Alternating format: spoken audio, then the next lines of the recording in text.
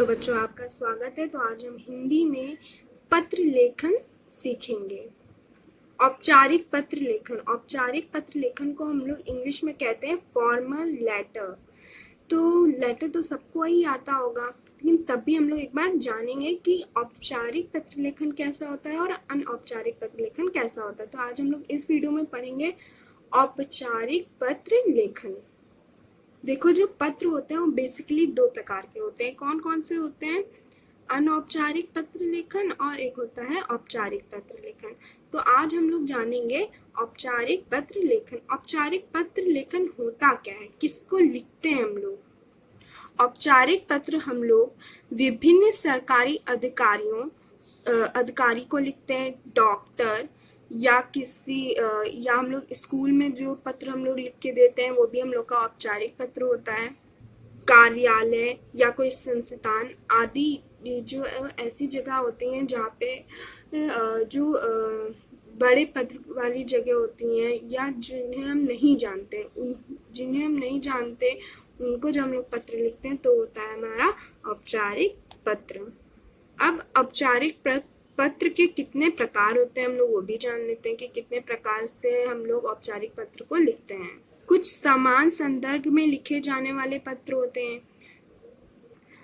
एक देखो, जो होता है हम लोग का एक विशिष्ट संपादक को लिखते हैं जो हम लोग पत्र, एक वो पत्र होता है औपचारिक, और एक होता है समान संपादक को पत्र, जो हम लोग संपादक को पत्र लिखते हैं वो।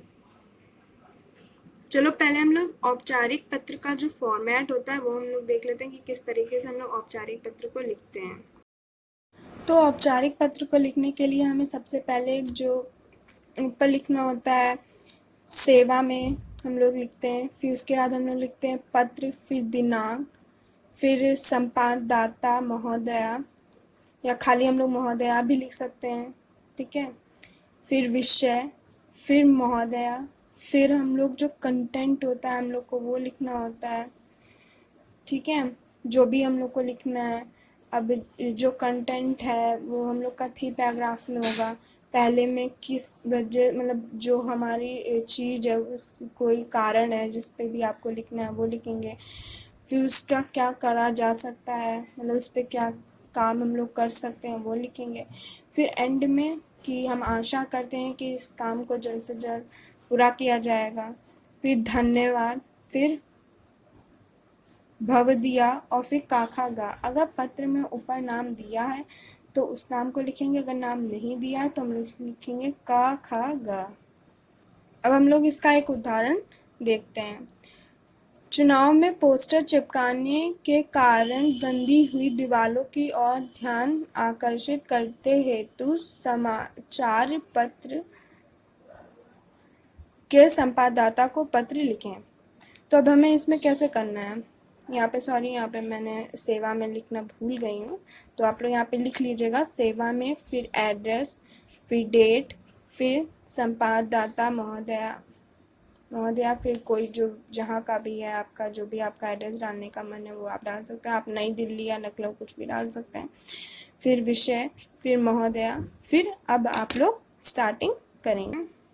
मैं आपके लोकप्रिय समाचार पत्र के माध्यम से संबंधित अधिकारी का ध्यान चुनाव में पोस्टर चिपकाने के कारण गंदी हुई दीवारों की ओर आकर्षण करना चाहती हूँ।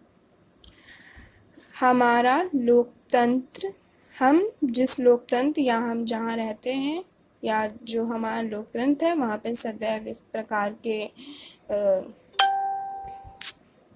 चुनाव होते ही रहते हैं, तो यह कार्य हमेशा चलता रहेगा। परंतु चुनाव के बाद जो दीवारें गंदी हुई होती हैं उसको भी साफ कराना उनका दायित्व बनता है। फिर देखिए, मैंने यहाँ पे डॉट डॉट करके इसलिए छोड़ दिया है ताकि उसके बाद आप अपने हिसाब से सोचें और कंटेंट को लिखें। फिर आप एंड में लिखोगे मैं आशा करती हूँ कि यह जो हमारा पत्र है या आपके न्यूज़पेपर में इसको स्थान मिलेगा और इस पे जल्द से जल्द जो यहाँ के अधिकारी हैं वो कार्य चालू करेंगे। फिर धन्यवाद, फिर भवनिधि और का खा गा। अब देखो यहाँ पे पत्र में नाम नहीं दिया होता तो हम लोगों ने लिखा का खा गा। तो यही था हमारा औपचारिक पत्र।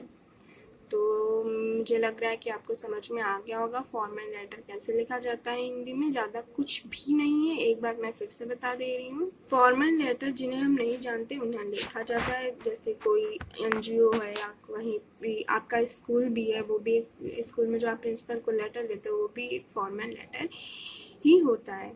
अब इसका जो फॉर्मेट है वो क्या है, सेवा में, फिर पता, फिर दिनांक, फिर संपाददाता महोदय, फिर विषय, फिर महोदय, फिर कंटेंट आपका 3 पैराग्राफ का, फिर धन्यवाद, भवनीतीय काखा गा।